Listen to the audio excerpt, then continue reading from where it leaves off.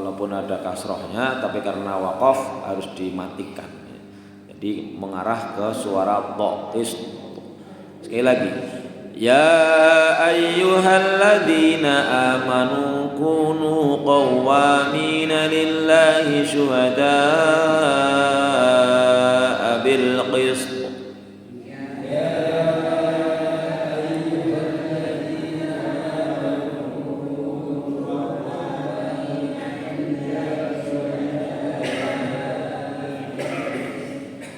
ولا يجرمنكم شنآن قوم على ألا تعدلوا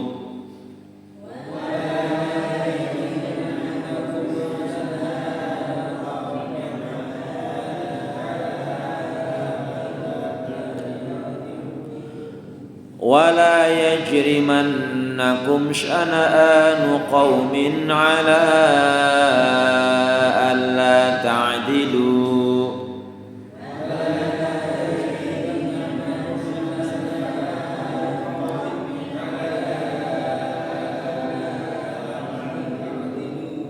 اعدلوا هو أقرب للتقوى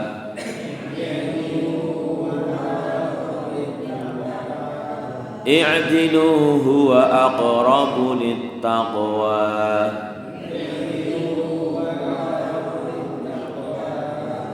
واتقوا الله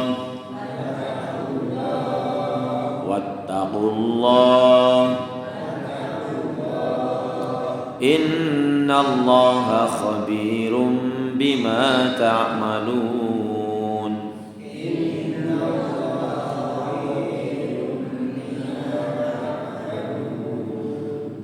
وعد الله الذين آمنوا وعملوا الصالحات لهم مغفرة وأجر عظيم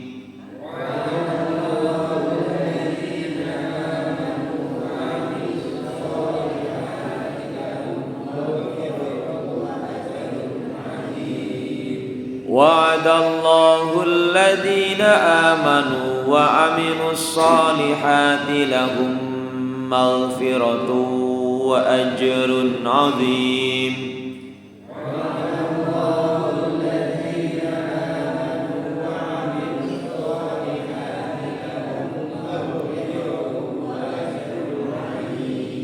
والذين كفروا وكذبوا بآياتنا أولئك أصحاب الجحيم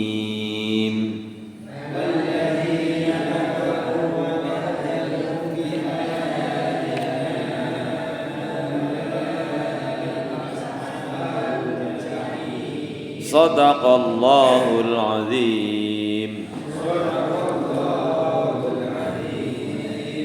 Kita kaji mananya setelah kemarin ayat 6 membahas tentang rutinitas kewajiban rutin harian, yaitu berwudu untuk sholat, juga untuk melakukan atau memungkinkan kalau misalnya nggak ada air untuk tayamum, juga tentang mandi janabah.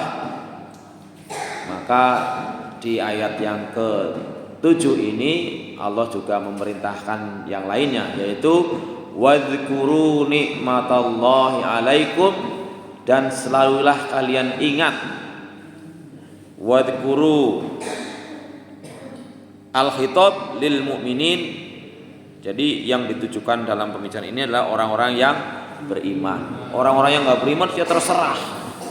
Meskipun dalam ayat lain juga memang Allah juga mengatakan faman syaa'a falyu'min wa man syaa'a falyakfur. Terserah kalian sana, mau beriman ya silahkan, mau kafir ya silahkan, tidak ada paksaan. Tapi semuanya akan kembali kepada kita sendiri. Wadhkuru nikmatallahi, dan ingatlah kalian akan nikmat-nikmat Allah. Nikmat apa saja? Ya banyak banget. Berbagai semua ini nikmat kedip mata luar biasa. Kalau matanya nggak bisa berkedip, melolor terus atau merem terus. Jari bisa bergerak-gerak juga luar biasa. Meskipun kadang-kadang jarang kita syukuri. Berarti mungkin ya langkah yang baiknya kalau Alhamdulillah pagi ini masih Allah berikan kesempatan hidup. Alhamdulillah mata masih bisa membuka. Sebut satu persatu. Alhamdulillah telinga masih mendengar. Alhamdulillah kaki masih berdan. Banyak sekali, maka terlalu banyak nikmat yang telah Allah berikan. Sampai-sampai di ayat lain Allah mengatakan, wa in ta'uddu nikmatallahi la tusuha. Kalau kamu akan menghitung-hitung jumlahnya, jenisnya, harganya, tentu kita tidak akan mampu menghitungnya. Tapi kita disuruh untuk mengingat-ingat nikmat Allah alaikum. Kemudian nikmat apa yang dianggap paling penting ini biasanya seringkali berulang-ulang di berbagai tempat. Kalau saya pas diundang untuk pertama kali ya kemarin iya kemarin saya diminta ngisi, walaupun lagi orang masa kondangan ya hilir mudik, ada yang teka, ada yang pulang, ada yang sambil metang dan sebagainya lah ya, kurang kondusif, tapi karena diminta ya tak layani di hajatan di Tanah Sri. Ya pertamanya begitu, nikmat yang paling penting rata-rata nikmat sehat. Nikmat sehat itu kan berarti kan kebanyakan kita tidak paham, tidak menyadari bahwa nikmat terpenting bukan itu, tapi nikmat hidayah, nikmat iman, nikmat Islam. Apa artinya sehatnya kalau beriman, kan begitu. Apa artinya sempat kalau tidak Islam? Jadi yang mestinya kita sadari itu, karena itu nikmat yang tidak Allah berikan kepada semua orang. Jadi di sini ya termasuk itu. Wadhkuru nikmatallahi wan nikmatuhuna al-Islam. Dalam kitab ini juga dikatakan sebenarnya. Tapi apakah memang karena terlalu apa ya? Yaitu kurang literasi, kurang bahan ilmu mengenai ini. Memang sekali lagi ada hadis itu kan tidak mengatakan nikmat yang paling berharga, tapi nikmat yang sering dilupakan. Jadi hadis yang mengatakan bahwa nikmatani maghbun fihi makasul minan nas, itu Rasulullah mengatakan ada dua nikmat yang sering dilalaikan, tidak dimanfaatkan sebaik-baiknya. Maksudnya itu apa? Nikmat sehat. Maksudnya lagi sehat ketone ngger kon arep sing ibadah sing abot temen.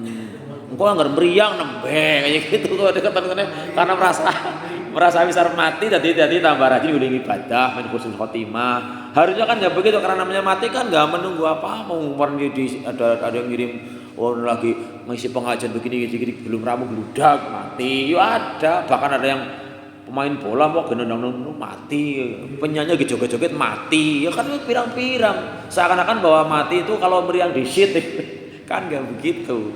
Makanya Rasulullah menegaskan ada nikmat sehat yang sering dilupakan. Setelah nggak sehat baru kayak mutan, paling Gusti Allah pentingnya sehat, itu keliru lah. Alhamdulillah kita masih sehat, mudah-mudahan Allah beri kemampuan juga untuk memanfaatkan dengan sebaik-baiknya. Nikmat sempat juga begitu, ketika sibuk dan sebagainya baru kayak mutan. Jadi ini nikmat, dalam kitab ini juga disebutkan bahwa nikmat lagi. Jadi memang dalam ayat yang ke-6 tadi dijelaskan di sana, walitashkuruhu ala ni'mihillati la tuso. Bisa bersyukur, mau bersyukur atas nikmat-nikmat yang tidak terhitung. Wadhkuru nikmatallahi alaikum wa sallallahu wasallam bihi idh qultum sami'na wa ata'na. Al-khitabu lil mu'min wa nikmatuhuna al-Islam. Wa masaru ilaihi minal istima'il kalimah wal izzah. A'idhkuru ya ayyuhal mu'minun nikmatallahi al-uzma alaikum bil Islam. Wahai orang-orang yang beriman, maka ingatlah tentang nikmat-nikmat Allah yang agung itu, yaitu Islam, nikmat hidayah. Wa ahdihi nikmat wa ahdahu alladzi ahadakum. Ingatlah nikmat-nikmat Allah kepada kalian yang begitu banyak, yang terutama nikmat hidayah, nikmat iman Islam, serta nikmat wa misa, bukan iman, serta ingatlah misaqahul ladzi wasaqahum bih. Ini sebagian ada yang menerjemahkan dan perjanjian yang telah Allah janjikan pada kalian. Maksudnya ini sebenarnya lebih dipahami kepada perjanjian antara manusia sama Allah, antara kita sama Allah. Kapan? Ketika masih di alam rahim. Jadi dalam ayat lain, karena memang kita dalam memahami ayat Al-Quran tidak bisa lepas dari satu ayat ke ayat yang lain, dari surat ke ayat surat yang lain, bahwa di Al-Quran di ayat yang lain disebutkan manusia itu dulunya sebelum lahir itu sudah mengikat perjanjian dengan Allah. Yaitu ketika Allah menanyakan alastu bi rabbikum, wahai manusia, bukankah aku ini Robmu? Kamu siap gak aku jadi Robmu? Kira-kira begitu. Lalu dijawab oleh manusia itu, qalu bala syahidna. Mereka menjawab, siap, kami menyaksikan.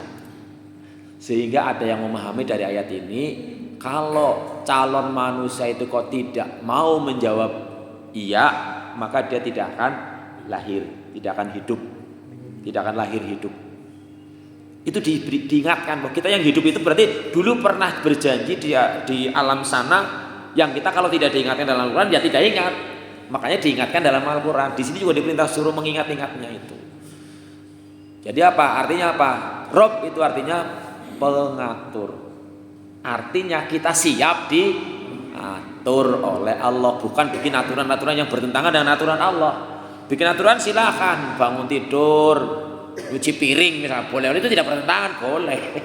Tapi tidak boleh membuat aturan yang bertentangan dengan aturan Allah atau menambah-nambah aturan yang memang tidak Allah berikan. Karena ada aturan Allah yang bersifat khusus. Aqimus sholah itu khusus, harus sholat. Tapi ada aturannya secara umum. Ud'u ila sabili rabbika. Ada balighu anni walau ayat itu kan aturan-aturan umum. Misalnya lagi kayak kata-kata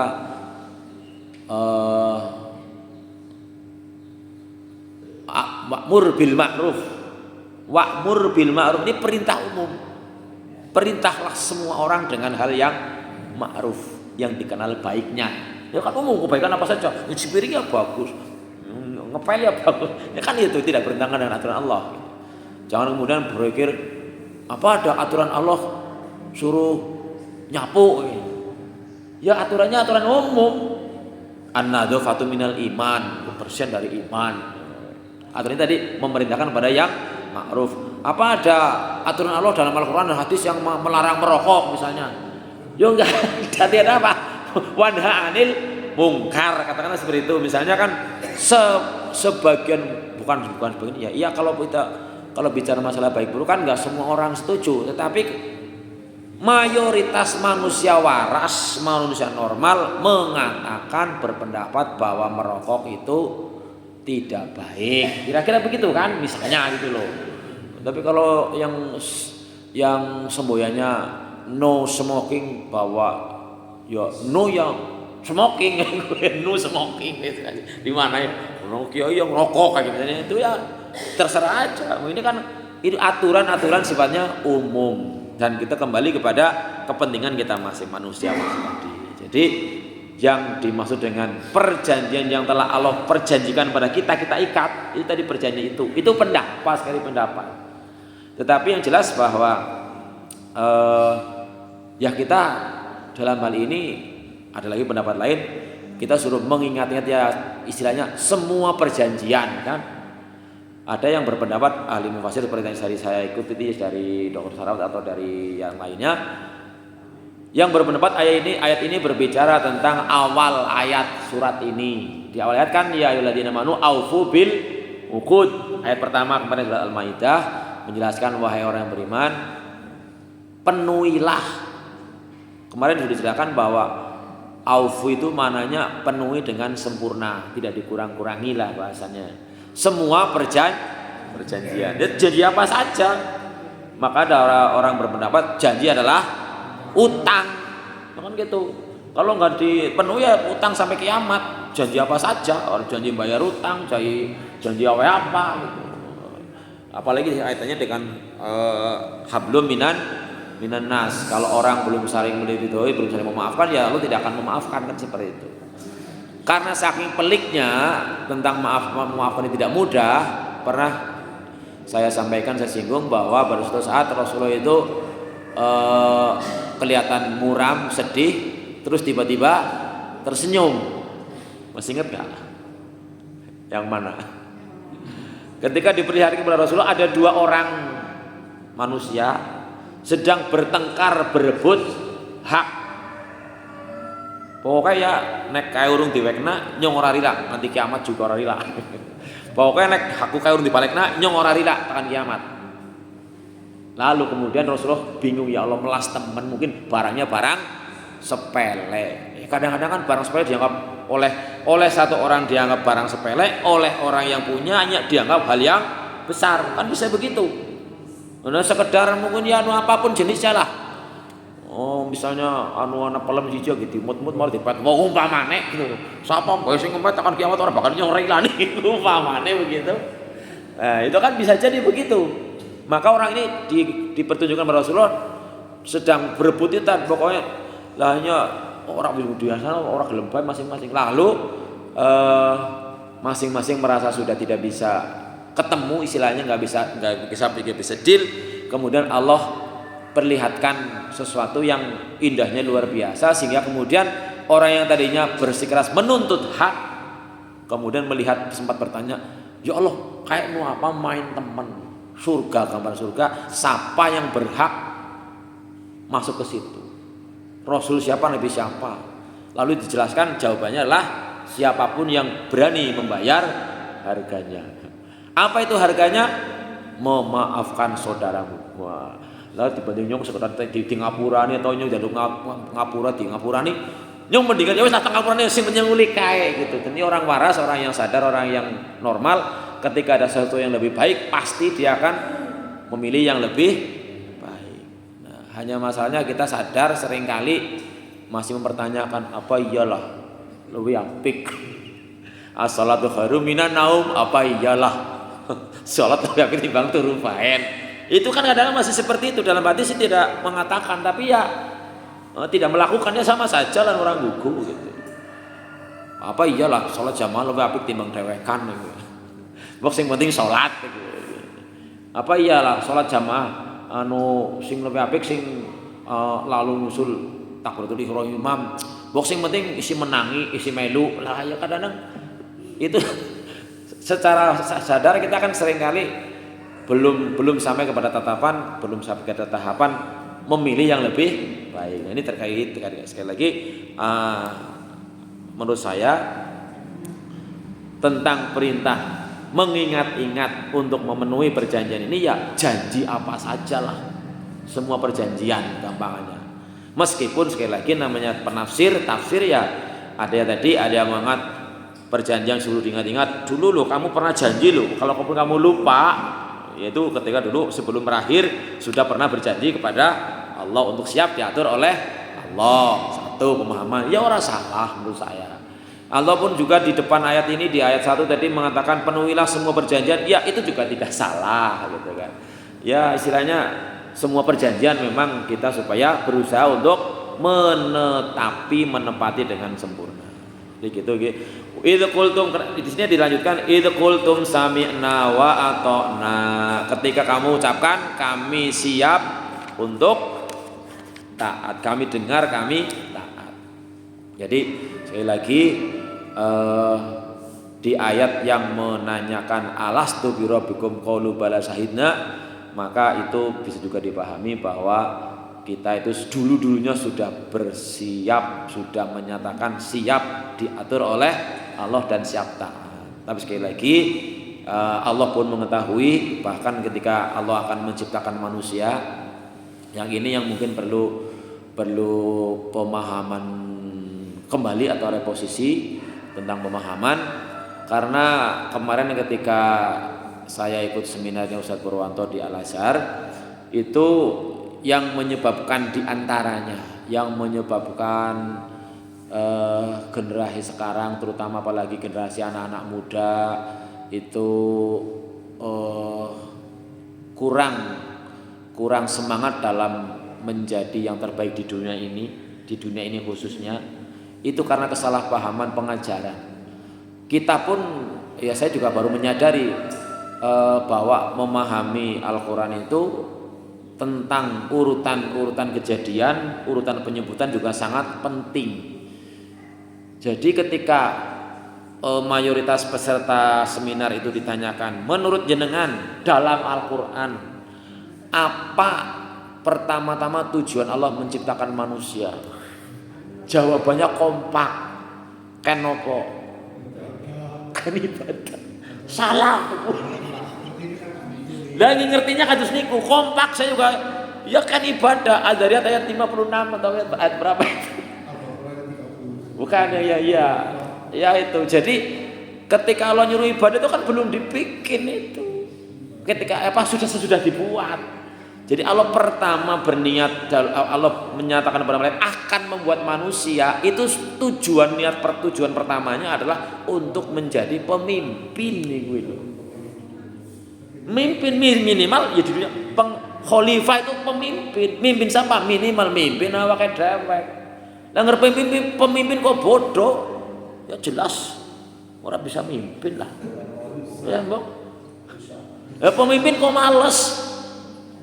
Ya jelas rusak kepemimpinannya. Tapi masuk akal. Dan itulah Al-Baqarah ayat 30, inni ja'il fil ardi khalifah. Belum bicara masalah taat apa tidak taat, belum bicara orang beriman apa tidak beriman. Itu yang pertama. Sehingga mestinya kalau kita ya udah berarti kalau kita sekarang mulai perbaiki pendidikan, tekankan kepada murid, kepada yang kita ajari siapapun, jenengan digawe Gusti kok dadi pemimpin. Masa pemimpin males, pemimpin ada ledel. Ora dadi banget pemimpin kok plin-plan. Pemimpin kok ora duwe ilmu, malah sing diandalna duit. Itu juga ada sejarah kemarin ketika saya cerita sama Hilman tentang kondisi ketika dalam Al-Qur'an bercerita ketika sebuah masyarakat merasa tertindas, lalu dia minta pemimpin. Allah turunkan pemimpin. Mereka minta kepada Nabi yang ada di situ waktu itu, wahai Nabi, berdoalah agar Tuhanmu mengirim pemimpin raja untuk memimpin kita melawan kedoliman. Lalu nabinya menjelaskan, Tuhanmu mengirimkan Tolut sebagai rajamu, sebagai pemimpin. Apa jawaban masyarakat kebanyakan? Masa Tolut wong ora duwe kuwe? Itu Al-Qur'an. Masalah walam yutas sa'atan minal mal. Tolut kan orang duit akeh. Kon dadi pemimpin, sekarang kan kebalik. Nek ora duwe duit akeh dadi pemimpin, Mbok. Siapa sekarang modal bupati berapa miliar, bahkan lurah wis miliaran. Jabatan kok dibeli. Tadi saya mendengar dari besar Pak. Zaman sahabat itu kalau orang diberi jabatan itu ucapannya innalillahi. Sekarang malah syukuran. Woi alhamdulillah syukur nyong modale wis berhasil jadi lurah, jadi bupati, jadi camat. Ngesuk masalah batenan syukuran. Jadi pemahaman syukuran kayak seperti itu. Nah makanya ya mestinya kita jangan jadi orang yang sifatnya umum itulah gitu. Mau kita diberitahu gitu. Itu kan luar biasa itu. Jadi kembali lagi sekali lagi tujuan Allah menciptakan manusia pertama itu suruh jadi pemimpin, khalifah. Pemimpin malas, pemimpin bodoh, pemimpin bebukan orang dadilah. Terus yang kedua ini belum masalah ibadah. Yang kedua Rasulullah mengatakan khairun nas anfa'uhum linnas. Maka di dunia ini siapa yang paling bisa bermanfaat buat orang lain? Ya di dunia ini orang yang paling bagus di dunia. Coba kalau enggak dulu Alfa Edison Rabi sempat kebohlam, peteng banget Mbok. Nanti setelah buruan dia sudah bisa memimpin diri sendiri, memimpin masyarakatnya, sudah menghasilkan produk yang bermanfaat buat orang lain, baru ditekankan, gue ora cukup ya gue. Kowe pinter, kowe sugih, kowe jabatan tinggi, kowe bisa apa baik, tapi nek ora beribadah, kowe mung uli nang dunya tok, nang dunya mung sedela.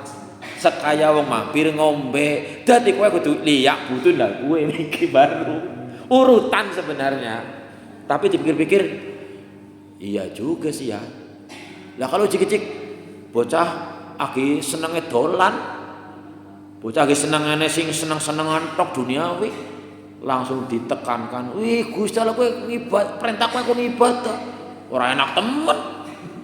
Apa nih ibadah sing enak ya? Ya jarang mayoritas ibadah ya ora kepenak lah. Turu-turu kon tangi. Oke, enak-enak bal-balan kon sholat. Bukan kok penting mana asik-asik memepari dadakan adzan barang. Tapi bagi orang yang sudah melewati, dia bisa memimpin dirinya, dia sudah bisa memberikan manfaat kepada yang lain. Allah kecil lah, gampang ngomaning bae kena. Arab bal-balan sholat di situ bae kena. Kuli gawe jadwal bal-balan ya pas aja pas tengah-tengah waktu sholat, anu gawe kabeh bisa kalau sudah bisa menjadi pemimpin. Saya kira ini suatu pemahaman yang memang logis, masuk akal, dan ya sekali lagi karena kita tidak akan bisa sampai ke akhirat tanpa melalui dunia. Tanpa melalui dunia, maka dunia ya harus bisa memimpin dulu, harus bisa bermanfaat buat orang banyak, baru kemudian harus beribadah kepada Allah. Kayak gitu. Karena jangan dibalik. Kon ibadah ya jarang sebelum lah, makanya ya anak-anak muda semboyannya lari kami lagi nombe lembok. ada anak muda ketika diingatkan untuk soleh jawabannya begitu, tulis sikiri kabis tua bok bina kinom berekeleh. Seakan-akan nyomben yang ngerti tidak kayak kue. Nah tapi kalau kita orang yang sadar, lamun kue takkan tua kan bisa baik matiin nom kayak gitu. Nah ini satu pemahaman yang saya kira sangat masuk akal.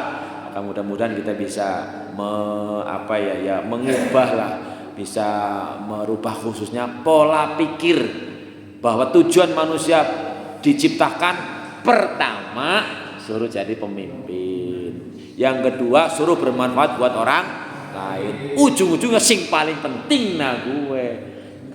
Tapi kalau diajarkan anak langsung kon ibadah ya lah jangan abot banget dah. Apalagi sudah ada falsafah, sudah ada kaidah bahwa al haqqu sakilun, sing apik sing hak mesti abot, mesti ora enak.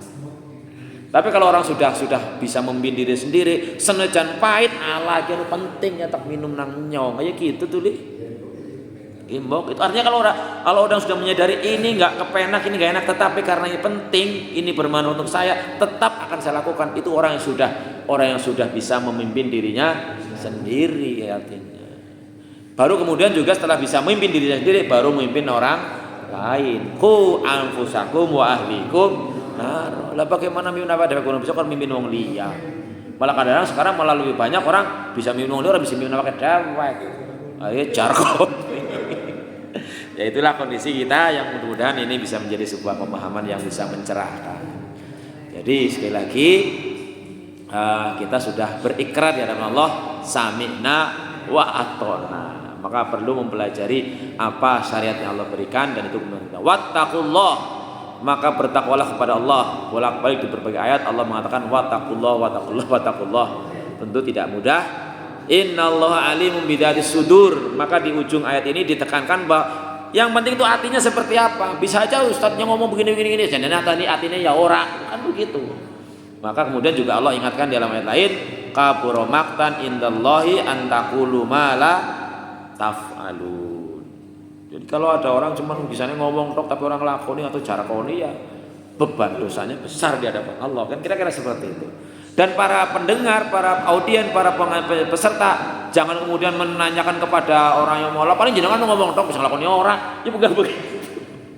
Prinsipnya pokoknya dari manapun datangnya sebuah kebenaran silakan diambil. Maka berkalaulah kaidah undur maqala wala tandur man qala. Yang perlu direnungkan, dipikirkan apa ucapannya, bukan siapa yang mengatakannya. Soalnya kalau yang mengatakan presiden langsung poinnya benar. Meskipun sering ada yang disini sama anak muda yang I not only talk the talk but walk the talk apa gitu. Itu anak-anak itu jadi buat ucapan anak-anak sekarang. Jadi sekali lagi innallaha alimun bidzati sudur.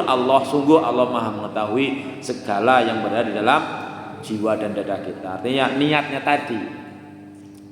Ya ayyuhalladzina amanu kunu qawwamina lillahi syuhada bil qist. Wahai orang-orang yang beriman, kunu mubalighina fil istiqomah.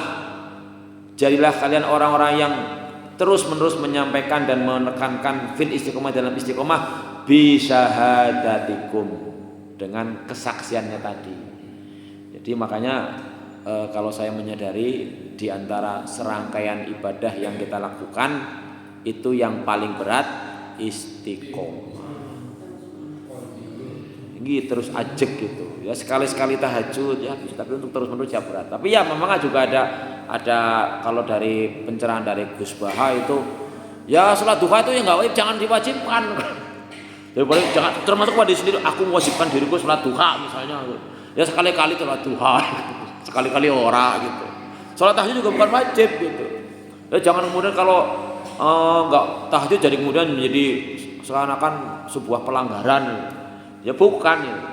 Jadi ya kalau saya memahami ya memang antara berbagai pemahaman yang disampaikan para ulama ada istilahnya khairul umuri awsatuha. Segala suatu perkara yang terbaik itu yang tengah-tengahnya. Jadi orang jangan pokoknya nyong ahli puasa kapan saja puasa apa meriang aja puasa apa ya ora lah. Ada saatnya puasa, ada saatnya tidak karena memang sekali lagi agama itu tidak sulit. Agama itu gampang tapi aja kemampang. Kira-kira seperti itulah kemarin yang saya kirimkan.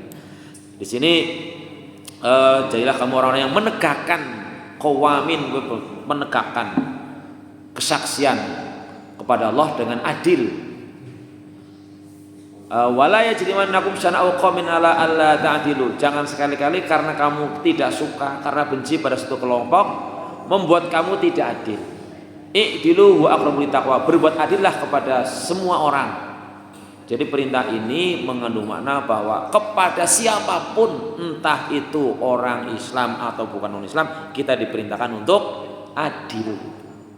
Adil itu apa? Ya memang ini ada cerita bahwa sama Rasulullah ada seorang ibu memberi hadiah kepada anaknya, hadiahnya istimewa, hadiahnya bagus banget lah. Kemudian ibu itu bilang, Pak, pokoknya ngurung rito angger jenengan orang lapor sama Rasulullah bahwa kita menghadiahkan ini buat anak kita.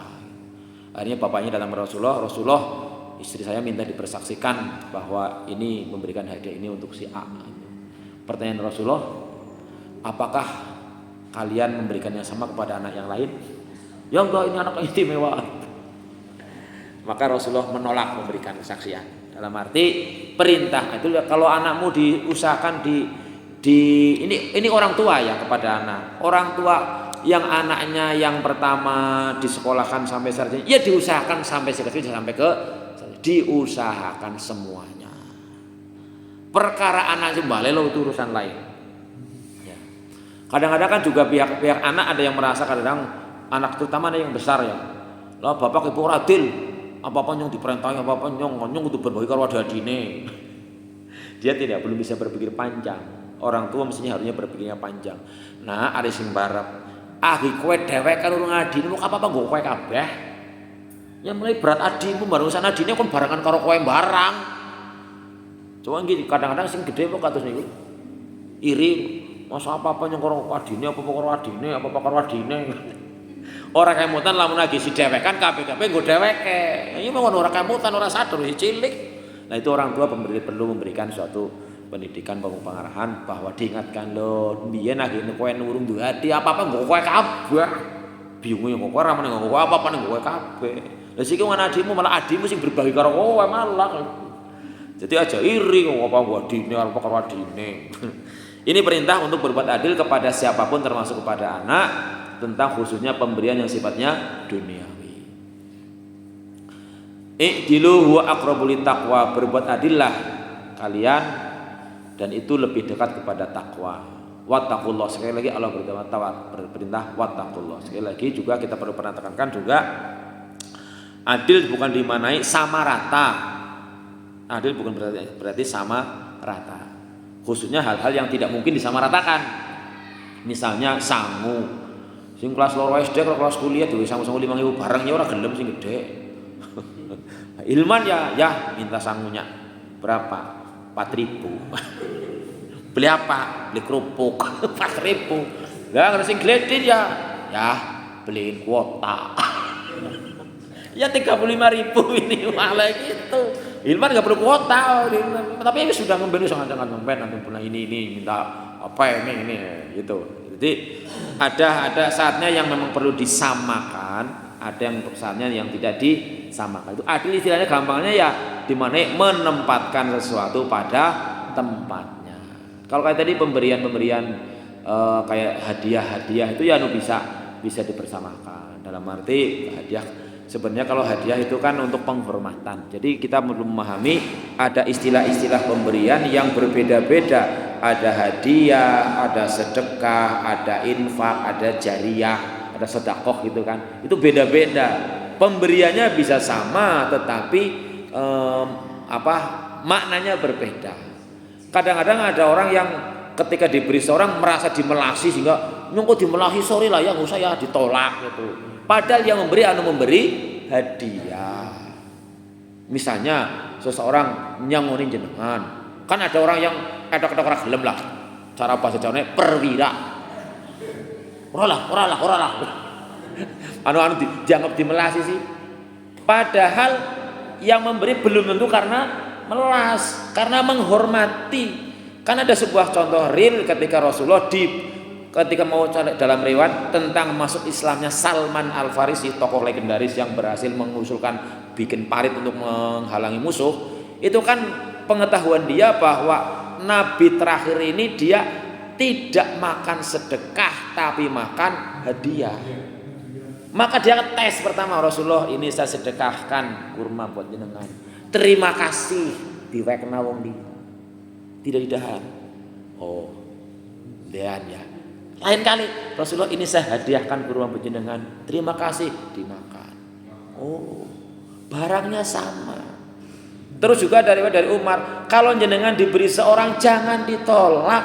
Kalau jenengan nggak butuh, berikan orang lain, nanti akan apa istilahnya, pahalanya akan berantai. Ini mah kadang-kadang loh, orang masanya dimelasi. Itu pemahaman yang harus dipahami kita. Ya, kalau sedekah betul karena belas kasihan, karena sayang, melas lah gampangannya. Tapi kalau hadiah itu karena penghormatan, bukan berbeda. Barangnya sama, tapi niatnya pemberinya berbeda. Nah ini, maka ya paling gampang ya tadilah kita bisa menempatkan sesuatu pada tempatnya. Wattaqullah, bertakwa kepada Allah, innallaha khabir bima ta'malun.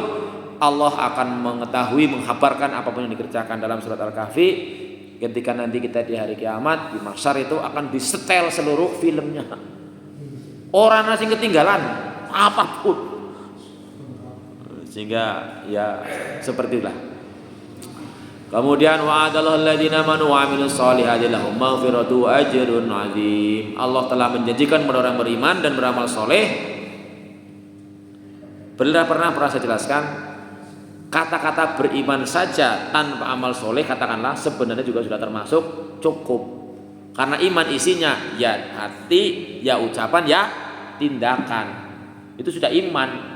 Tapi di sini Allah menekankan wasolih wa amilus solihat dan orang kok sekedar ngaku beriman. Ini kadang-kadang kan memang ada orang yang cuma ngaku beriman tetapi tidak beriman. Itu kan ada yang seperti itu. Maka ditekankan ya iman ya berarti ada amal solehnya, bukan sekedar ngomong tok ataupun sekedar pengakuan saja. Tetapi sebenarnya tanpa kata amilus solihat, tanpa kata amal soleh, iman ya sebenarnya berhabis beramal soleh. Karena iman itu tasdikun bil qalbi, artinya membenarkan semua syariat Allah. Wa iqrarun bil lisan, mulutnya mengucapkan syariat Allah ini tadi. Wa aman bil arkan, dan juga anggota badannya mempraktekkan. Ya wis termasuk sebenarnya kan.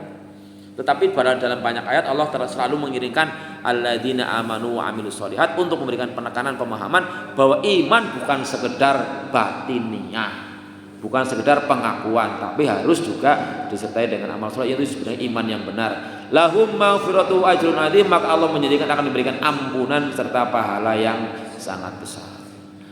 Walladzina kafaru kadzabu bi ayatina ulaika ashabul jahim. Adapun orang-orang yang ingkar, orang yang kafir, mana kafir itu berarti menutupi syariat dan sebagainya, tidak mengakui.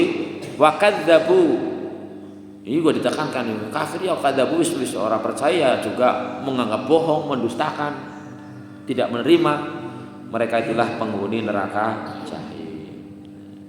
Jadi barangkali itu garis bawahnya pada beberapa ayat ini adalah kita adanya pengulangan kata iman dan takwa, ada iman dan amal soleh, serta untuk berbuat adil, dan yang paling inti kita supaya mengingat-ingat perjanjian kepada Allah, sehingga istilahnya kalaupun kita berjalan mungkin kadang-kadang keluar dari aspal, ya segera kembali lagi. Wis kena kita wis sadar, iyalah betul aspal mereng, kaya ini burung belubang. Kira-kira seperti itu, wajar karena memang manusia dibekali dengan nafsu yang kadang-kadang keluar dari rel syariat. Ya, ketika kita ingat, mudah-mudahan kita bisa Allah bantu untuk senantiasa kembali. Maka sekali lagi kita praktekkan, jangan lupa membaca senantiasa Allahumma a'inni ala dzikrika wa syukrika wa husni ibadatik. Barangkali itu yang bisa saya sampaikan. Sekiranya ada yang mengganjal perlu diskusikan, dipersilakan. Jam 7:08. Ada yang mau ditanyakan? Cukup nggih? Berbagai butir-butir penekanan pada ayat yang kita baca. Semoga Allah memberikan taufik dan hidayah serta bantuan kemampuan untuk kita tidak hanya mengetahui tapi sampai tingkatan mempraktekkan. Kurang lebihnya mohon maaf. Hadanallahu wa iyyakum ajmain. Kita akhiri dengan doa majlis. Subhanakallahumma wa bihamdika asyhadu an la ilaha illa anta astaghfiruka wa atubu ilaik. Assalamualaikum warahmatullahi wabarakatuh.